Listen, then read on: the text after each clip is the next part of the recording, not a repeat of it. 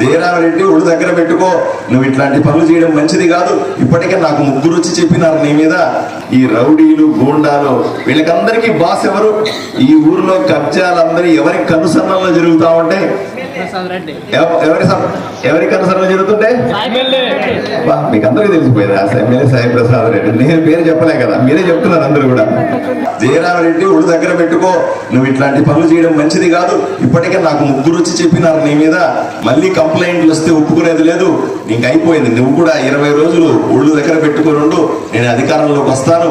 నేను ఎమ్మెల్యే అయిన వెంటనే ప్రజల సమస్యలన్నింటినీ నీ చేత సంతకాలు పెట్టి అన్ని క్లియర్ చేసిస్తాను అని వాళ్ళ దగ్గర వీళ్ళ దగ్గర చెప్పి బెదిరిస్తా ఉన్నాడు. ఏదో అంటే వీళ్ళు ఏదో చేసి చివరికి ఏదో నీకు 10 రూపాయల స్థలం ఉంటే నీకు రూపాయి ఇస్తాను వెళ్ళిపో అని చెప్పి బెదిరించడం, లేదా నువ్వు ఖాళీ చేస్తావని చెప్పడం, పోలీసులు నన్ను ఏమి చేయలేరు అని చెప్పడం, నువ్వు ఏ ఆఫీసర్ దగ్గర